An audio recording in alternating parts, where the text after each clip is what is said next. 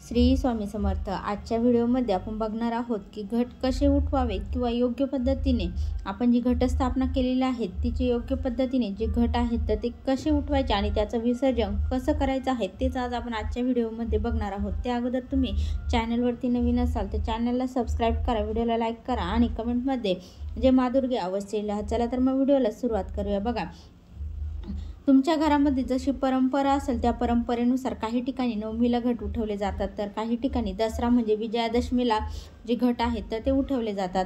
ज्यांनी नवीन घटस्थापना केलेले आहेत म्हणजे पहिल्यांदाच घटस्थापना केलेली आहे त्यांनी दसऱ्याच्या दिवशी जे घट आहेत तर ते उठवायचे आहेत। यानंतर बघा, नवमी ही यावर्षी 30 सप्टेंबरला आलेली आहेत, त्यामुळे पहाटेपासून म्हणजे पहाटेपासून ते सकाळी 11 वाजेपर्यंत तुम्ही नवमीच्या दिवशी सुद्धा जे घट उठवायचे आहेत तर ते उठवू शकतात। तसेच दसऱ्याच्या दिवशी सुद्धा तुम्ही जे घट आहेत तर ते उठवू शकता। तर बघा, दसरा हा 3.5 मुहूर्तांपैकी एक असल्यामुळे हा दिवस सुद्धा अतिशय चांगला आणि शुभ मानला जातो।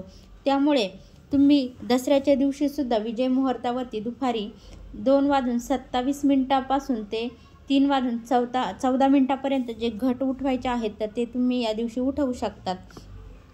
तर घट उठवण्याच्या दिवशी सकाळी तुम्हाला लवकर उठायचे आहे, स्वच्छ स्नान करून स्वच्छ कपडे घालायचे आहेत, नित्यकर्म उरकून देवाची पूजा करून 9 दिवस देवांना स्नान घातलेले नसल्यामुळे देवांना स्वच्छ स्नान घालून नवीन वस्त्रावर त्यांना स्थापन करायचं आहे देवांना। यानंतर घट उठवण्यापूर्वी तुम्ही देवीची आणि घटांची पूजा करायची आहे। देवीला आणि घटाला हळदी कुंकू व्हायचे आहेत, धूप दीप ओवाळून घ्यायचे आहेत, मंत्र आणि आरती म्हणायची आहेत। आपल्याला सर्व मांगल्य हा देवीचा जो मंत्र आहे किंवा नवर्ण मंत्र आहे तर तो तुम्हाला म्हणायचा आहे। आणि या अगोदर तुम्हाला गणपतीची आरती करून नंतरच तुम्हाला देवीची आरती करायची आहे। आणि यानंतर या दिवशी महानैवेद्य दाखवावा। बऱ्याच ठिकाणी पुरणपोळीचा नैवेद्य बनवतात, तुमच्याकडे जशी पद्धत असेल तर तुम्ही त्या पद्धतीने नैवेद्य बनवून तिथे देवीला दाखवायचं आहे।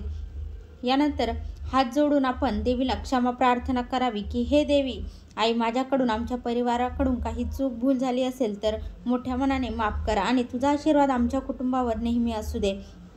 घट हलवण्यापूर्वी तळी भरली जाते, 5 पुरुषांनी धरून ही तळी उचलायची असते। तळी उचलताना कुलदेवीचा जयघोष आपल्याला करायचा आहे। देवीचा जयघोष करूनच आपल्याला पुरुषांनी 5 बोटांनी हा जो घट आहे तर तो उठवावा, म्हणजेच उगलेले धान्य उपटायचे आहे आणि तिथेच ते देवाला वाहायचे आहेत।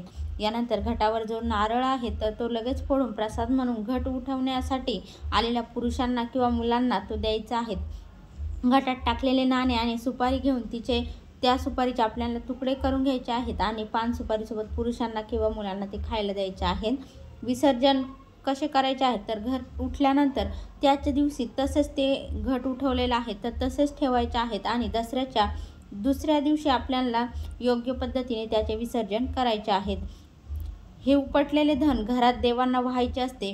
पुरुष मंडळी दसऱ्याच्या दिवशी टोपी घालून येतात तेव्हा आपण त्यांचं औक्षण करतो, त्यावेळेस त्या टोपीवरती आपल्याला हे उगवलेले धान्य जे आहेत तर ते त्यांच्या टोपीवरती लावतात आणि स्त्रिया केसांमध्ये सुद्धा हे धान्य जे आहेत तर ते दसऱ्याच्या दिवशी माळतात। हे धन वाहत्या पाण्यामध्ये, शेतामध्ये किंवा गावातील निर्माल्य, आपले एखादी विहीर असेल म्हणा, ज्या ठिकाणी निर्माल्य असेल त्या ठिकाणी तुम्ही ते टाकू शकतात। 9 दिवसाचे निर्माल्य, माळ, फुलं, पाणी सर्व याच दिवशी आपण निर्माल्यामध्ये घटासोबत विसर्जन करावे। बघा, कलशामध्ये जे पाणी असतं तर आंब्याच्या पानाने ते कलशातलं पाणी आपण घरात सर्वत्र शिंपडावे। हे पाणी खूप पवित्र असतं, त्यामुळे घरात सुख, समृद्धी, संपत्ती येते, तसंच घरात सकारात्मक ऊर्जाही येते।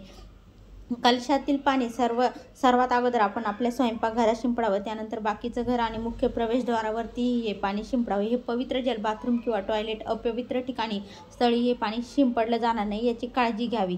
तसेच उरलेलं पाणी आपण आपल्या तुळशीमध्ये टाकून देऊ शकतो किंवा निर्माल्यामध्ये आपण जे धन उगलेलं आहे धान्य तर त्याच्यासोबत आपण ते टाकून देऊ शकतो। तसेच कलशामध्ये जे नाणं आहेत तर ते नाणं आपण आपल्या तिजोरीत किंवा पर्समध्ये ठेवावं, त्यामुळे धनवृद्धी होते असं म्हणतात।